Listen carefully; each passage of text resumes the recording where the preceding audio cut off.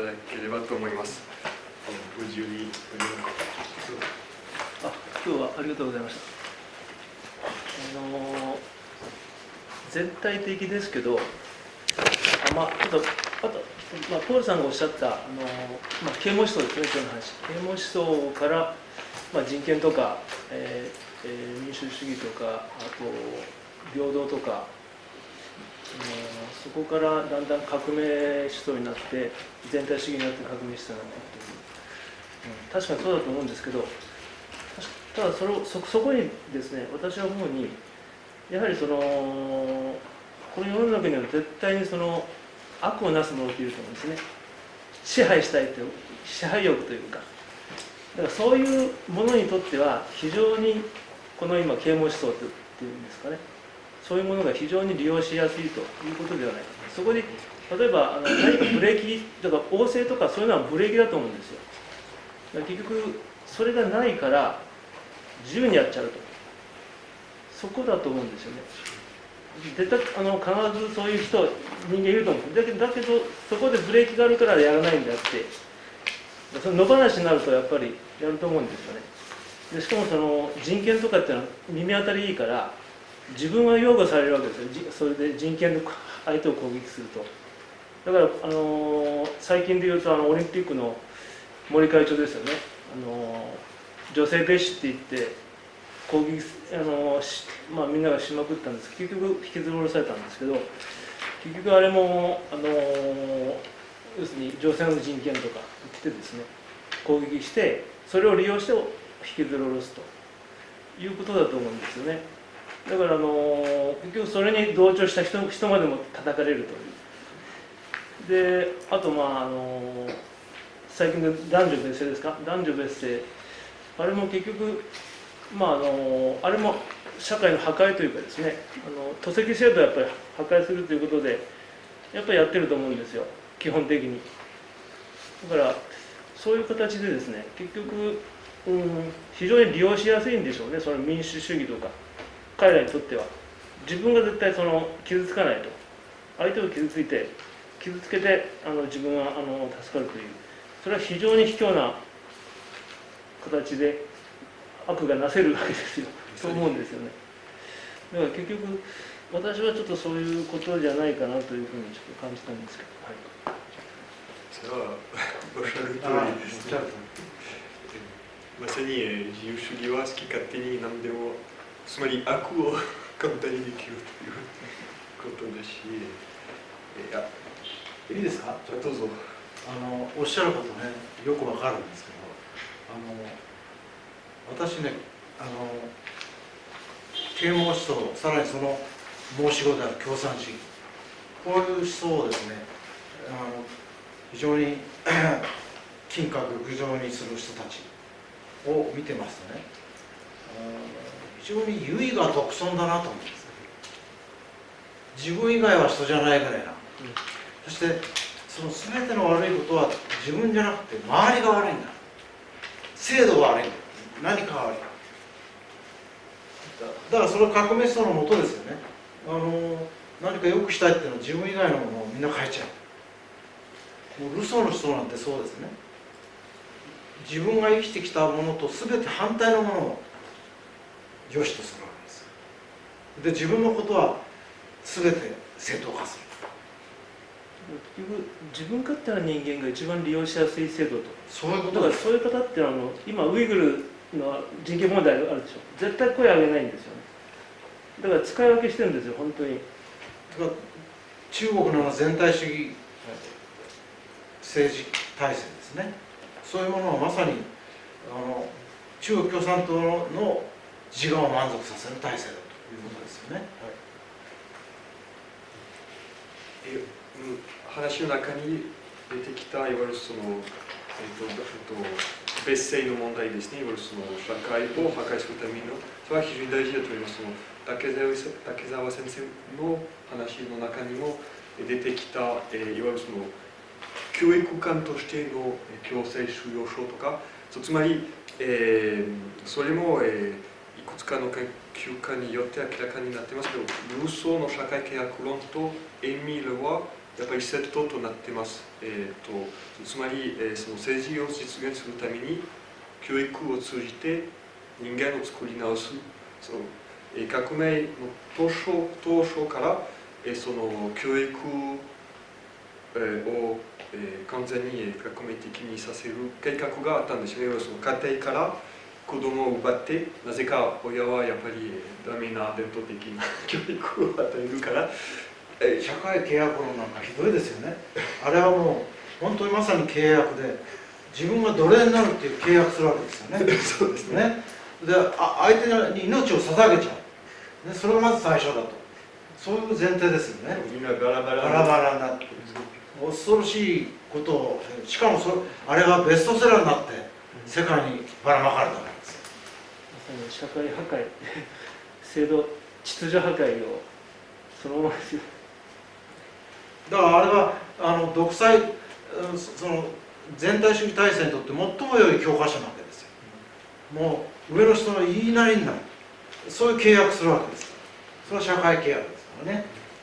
だからあなたの意思だというそうことですね。そうなんです。何も逆らわない。全部。だからやっぱり家族は非常に大事であって、非常に強く守るべきことだと思います。今の世界中、LGBT なり、そういったようなフェミニズムなり、そういうようなことは結局その社会の根本をなす、家族を徹底的に破壊しようとしているんですけど、やっぱり危険です。その先にはあれです管理社会が待ってるんですかね。バラバラにしてその後ガチッと管理すると。あと奴隷か、結局みんな奴隷になっているというある意味でその上の人々も奴隷になっているんです。超管理社会を作ろうという、そのためにはまず破壊すると。今は言われると、例えばそのデジタルというその隔離で授業すべてを接触しないでデジタルにさせる教育も含めて、まさにそういったような共産主義の理想的な社会みんなをバラバラにさせて、ずっとその画面の前にで殺さなくても良いほど都合の良い選択主義になるというか。共産主義の教育論でいうと、もう生まれた時に赤ちゃんをお母さんから離しちゃう、ね、もうこれが共産主義教育です。で、みんなたくさん集めて、こんなちっちゃいうちから同じ教育を、共産主義教育を施せと、一つの型にはめたですね、鋳型にはめた人間を作る。私の知ってるですね、大新聞の特派員の方がいるんです。その方はね、モスクワの特派員になっていって嘆いてましたよ。うちの子供をね、モスクワの幼稚園にやった。そしたらね、うちへ帰ってきて、お父さん、世界で一番偉い人が誰か知ってるかって、誰だろうなと思ったら、お父さんそんなこと知らないの。レーニンおじさんだよ、ね、こんなちっちゃい子はもうすぐそれだと襲ってくるわけですね。すごいですね。北朝鮮ですね。すごいですね。やっぱり人間は赤ちゃんの時にお母さんのおっぱいに触って母親の愛情を受けなければ一人前の人間にならないですよね。基本ですよね。その机上の空論でどんどん進めて、それを実際に実現しようとするから怖いんですよね。今の日本にいるジェンダー主義者の怖いおばさんたちはみんなそれ主張してるんですよね。ですから保育園と幼稚園をどんどん増やせっていうのもその主張なんですよ、実は。だからその幼稚園とか公教育に対して戦うためにやっぱり革命的な手段を使ってはいけないわけですね。ただその時々その報酬の方で教科書を変えたら全て解決するな、いやそれは全くなくて、問題はその親が自分の子供をもう育たないことになる。あるいはその生まれてからすぐ幼稚園を探してすぐ子供をどっかに預けようということは女子機関になっているところはそういうところは非常に危ないわけですね。そこで狙われているので、それと対抗するためにその家族の本来の役割を改めて断言して、そして実践するしかない。フランスでもそういうジェンダー主義者っていうのは非常に活動してるんですか？非常に。日本は全然平気ですから。まだマシですか？いわゆるその小学校でも中学校でも、もう今公教育なら、公立学校なら、教えられてるんですよ。ね、アメリカも大変ですしね。アメリカから来ますね。で、それに抵抗している人々は、結局その完全に独立した私立学校を作って、親がかなり目がその見れているもの、あるいは家庭教育にして、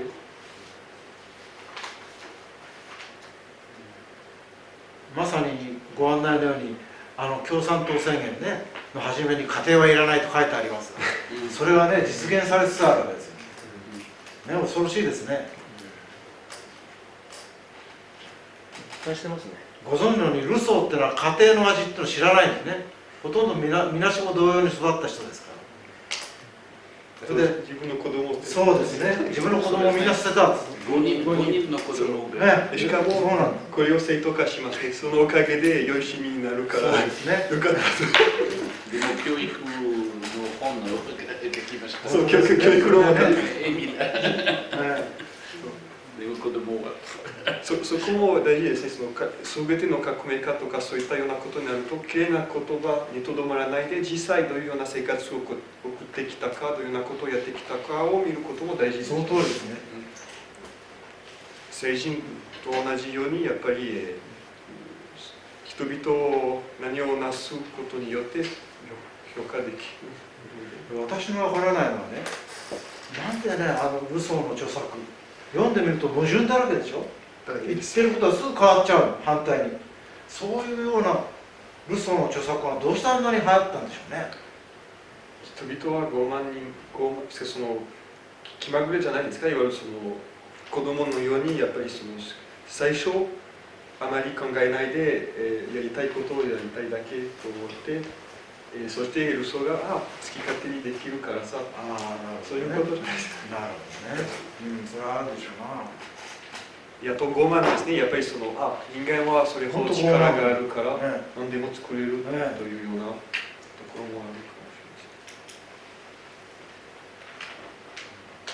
れません。要するにルソーの自然人という概念ね、もう要するに猿みたいに戻れとねいうことでしょ。もう今の人間のその社会にこの世界に生まれて教育で身についたいろいろな世界観、常識、旧来の説全部ダメだね。何にもないまっさらの自然人というような概念を作って、しかも現実上存在しないもの。存在しないです。全く。それは歴史をたどっていっても。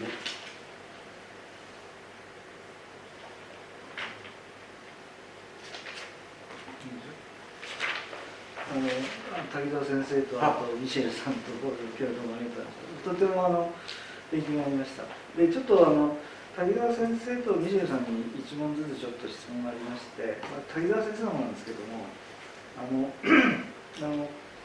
シベリアのね抑留の話出ましたけども、なんか語り出すと止まらないっておっしゃって、本当です。実はたくさん伺いたいこといっぱいあるんですけど、その中で日本のその抑留者では瀬島隆三っていう人物いますよね。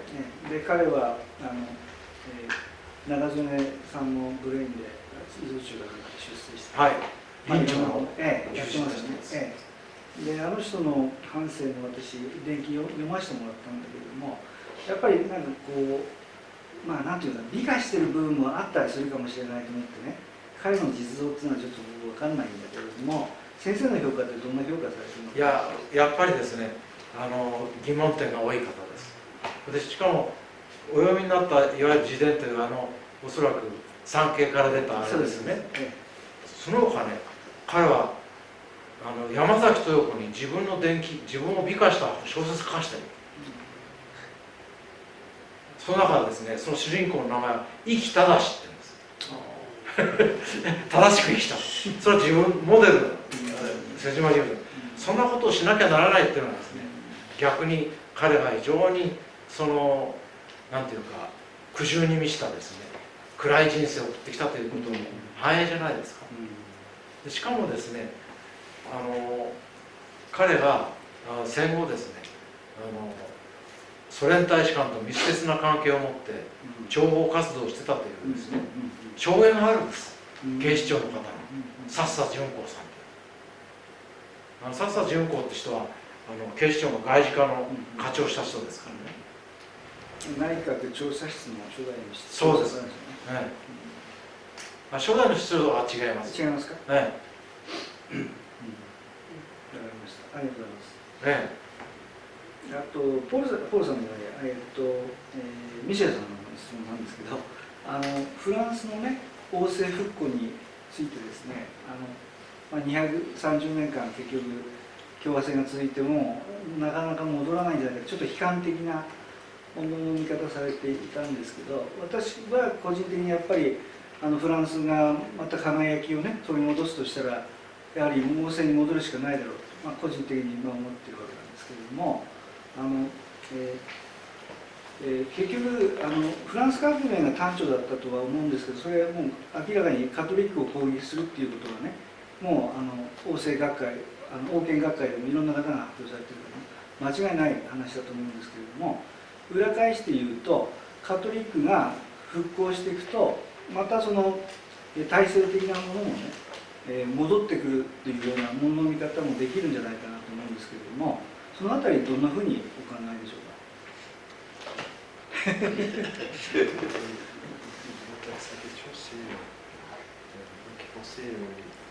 C'était sur celui de restauration en France. Oui. Lui-même, ça me semblait pas évident. Il disait penser que c'était pas possible. Enfin, que si la France pourrait exister, c'est comme ça. Mais donc sa question, c'est de savoir si, bon, il est clair que la révolution est à l'Église catholique et que ça pourrait faire la monarchie. Inversement, une restauration de la foi n'entraînerait pas une restauration dans les institutions politiques. Ah,そうですね。はいはいはい。と思いますね。そうですけども、問題なのはこれは今、カトリックの教会はとかカトリックの信仰はフランスで非常に弱いですね。そしてなんと回復とか復興まだ見えないね。例えばその前に講演をしました時、一つの本について話しました。これは「Pourquoi notre monde a cessé d'être chrétien」。このソシオロジーの本では1960年代の時、フランス人の25%毎日曜日ミサに参加しました。人口の 25% 多いですね。今 2% ですね。バチカンの第二バティカン公会第二バティカンの公会に50年、今55年ね、56年の後、本当にこの定期的に教会に行くフランス人の数はだいぶ減らしました。こういうカトリックの信仰の復興があれば、もちろん政治とか政府に影響があると思います。でもまだまだ見えないですね。祈りましょう。それだけで。ありがとうございました。Je peux vous poser une question en français. Oui, oui. Alors, quand j'avais 18 ans, je crois, on m'a invité au bal au Hilton pour célébrer le 14 juillet, n'est-ce pas? Et je pense que cela se célèbre encore en Oui, bien France. sûr. Et Pas avec le coronavirus. mais comment est-ce possible que cela se célèbre?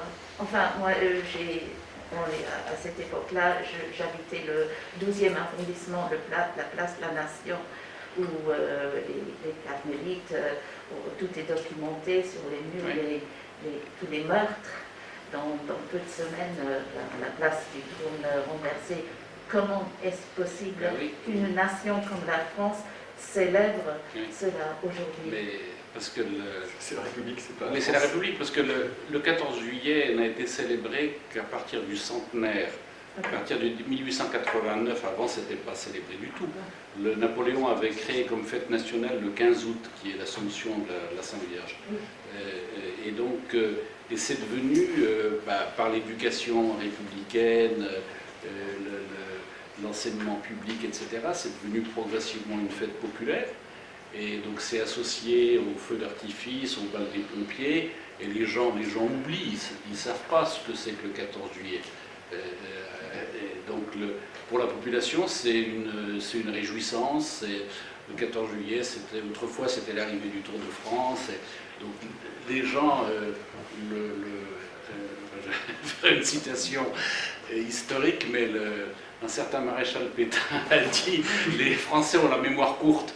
Donc les gens ne pensent pas que c'est... Enfin, à mon avis, ils pensent à la réjouissance populaire et puis c'est tout. Mais on a une autre fête nationale qui est la fête de Jeanne d'Arc, qui n'est pratiquement pas célébrée, mais c'est... Oui, mais en tant que fête nationale acceptée par la République, si, c'est officiellement, bon, il y a plusieurs dates de célébration, mais je crois qu'officiellement c'est le 8 mai, et donc, et on pourrait très bien fêter la fête nationale du 8 mai. Hein. Et ça, bon, on est en République, hein, la République, on aime pas beaucoup les saints de l'Église catholique. Traduction. Au début des années 70, dans certaines parties de France tout à fait normales, elles ne sont pas particulièrement anti-révolutionnaires, le 14 juillet n'était même pas fêté. Moi j'ai vécu ça. Jusque 73-74, les fêtes de la Saint-Jean au mois de juin, le 21 juin, étaient beaucoup plus populaires que le 14 juillet. Le 14 juillet, les gens s'en fichaient complètement. En Bretagne. Oui, en Bretagne, oui. Et moi, c'est pas dans des lieux qui sont... Moi, dans mon village de l'Allier, qui est un département très déchristianisé depuis avant la Révolution, le 14 juillet, c'était la fête populaire. Parce qu'il y avait... on faisait le tour du village avec des lampions, il y avait les pompiers et la musique, et les gamins emportaient les lampions, moi je m'en souviens, et donc c'était une réjouissance, c'est tout. Et il y avait le feu d'artifice. Mais les gens n'y voyaient, les gens ne pensaient pas à ce qu'ils faisaient. Dans beaucoup de parties de Bretagne, le 14 juillet, les gens parfois même l'oubliaient. Mais ça a dû changer parce qu'ils sont devenus socialistes. Ah ben maintenant, oui, ça a changé. Oui, moi, à cette époque-là, très majoritairement, la Bretagne peut-être je le vais traduire un peu。翻訳。ちょっと要約させていただきますね。質問、ありましたが、その質問の中身は、私は、昔パリに18歳の時にパリに住んでた時、7月40日のパリ祭14日パリ祭ですね。パリ祭のために誘われたんですけど、で私は一体なぜこのような血生臭い歴史を持った出来事を言われるなんていまだに分かってなくて、その住んでたところはシスターたちが虐殺されたところで、まだその痕跡が残っている、みんなで、その質問、一体なぜフランスはそういうことを言わんかという質問でした。で、答えは、フランスじゃなくて共和制ですから、共和制が言わんだけど、あと、非常に面白いことに、実際パリ祭は祝うようになったのは、200周年の時からだったという。Non, c'est devenu une fête nationale en 1889, donc 100 ans après la Révolution. Ah, c'est ça. Donc ça fait 130 ans qu'on fête le 14 juillet. Mais c'est devenu, c'est rentré dans les mœurs, les gens aiment bien faire la fête. Faut pas le C'est savoir. totalement artificiel. Entre 1789 et 1889, les gens ne savaient même pas ce que c'était le 14 juillet. Ils savaient pas ce que c'était passé. Non, puis comme je disais, Napoléon avait institué le 15 août. Oui, c'est ça, oui. Parce que pour lui, c'était la Saint-Napoléon. C'est l'anniversaire. Oui, voilà. C'est son anniversaire. パリ祭は、祝日として、設立されたのは1889年の時ですね。第三共和制の時、その100周年を迎えた時、でもう一つのその国家祭が今でも存在してて、ジャンヌ・ダルクの祭りは正式に存在しているんですけど、でもやっぱり5月8日。5月8日、でもやっぱり共和制は成人があまり好きじゃないから、でも歴史的にフランスのいろんなところで、70年代、80年代まであまり全くそれほど言われてなかった。そして地方によって、例えばエマニュエルさんの地方では全く、言われてなかったみたいで、あと、基本的にパリ人たちはそれを祝う理由は深い理由がなくて、花火があって、楽しくて、楽しいそのぐらいですね。飲み会とか乾杯。日本でもフランス革命っていうのは全く称賛の的だけですね。フランス革命を批判的に研究する学者なんてのはほとんどいないです。あれはもう本当にロシア革命を触発したですね、とんでもない事件だったわけですから、それはなんで14ジュイエがあんなに盛大に言われる。日本でもパリ祭ってやりますよね、日本人が。ね。でもあれは本当不思議です。私は35年前に初めて日本に来て、会社の作りました。そして最初の秘書は日本人の方、パリ祭の時、はがきを送って、おめでとうございます、フランスの革命とか。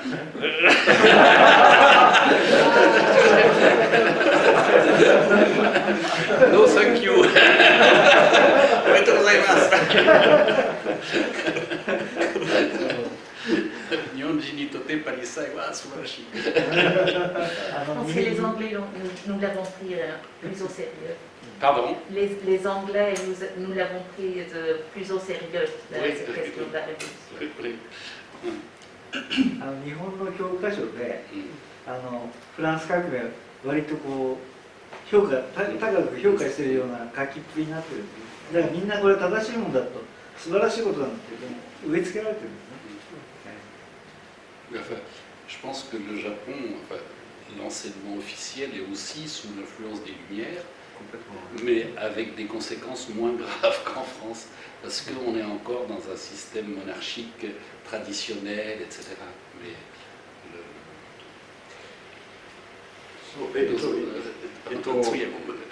確かに日本の教育は非常に啓蒙主義の影響のもとにあるという現実があります。ところが、西ヨーロッパ、特にフランスよりマシになっているのはやっぱり君主制のままになっているから、その伝統的な遺産が残ってて、それは否定されていったとしても、なんとかまだ気にしている。日本のメリットはまだ天皇陛下がいるし、あとは伝統的な社会ですね。これはフランスとかヨーロッパで、イギリスの以外にほとんどなくなりました。そう。 Je peux dire que j'enseignais dans une de l'histoire dans une université Miyazaki Kokusai. Et alors, le livre de texte était un livre de Chugako, je ne sais pas comment on dit, américain. Mm. Et l'équivalence de la révolution était ce qu'ils appelaient, eux, les Américains, leur révolution. Oui, oui. Or, ce n'était pas du tout la même chose. Oui. Mais, Elle a inspiré la nôtre. Hein. oui, La révolution alors, américaine a inspiré la nôtre. Dans l'idéologie, ça se ressemble. Oui.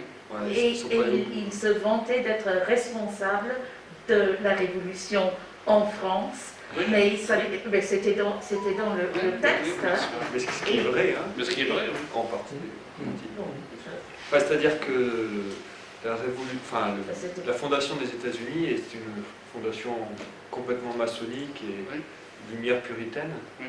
Et dans ce sens-là, enfin, c'est les Français qui sont venus liquider Lafayette et compagnie, hein, qui ont été. Et oui. この方は質問があります。いいですか。じゃあここにいらっしゃるフランス人の方は、マルセイエーズは僕も聞こうと思ってました同じことを歌わないんでしょうか。全然歌わないです。音派のちょっとそう。学校で国歌を歌うっていう時はどうしますか。学校でどうしよう歌わないから。歌わない学校。その問題は私は経験してこれは日本と違います言われね。てるけれども。でも、サッカーの大会の時を歌います。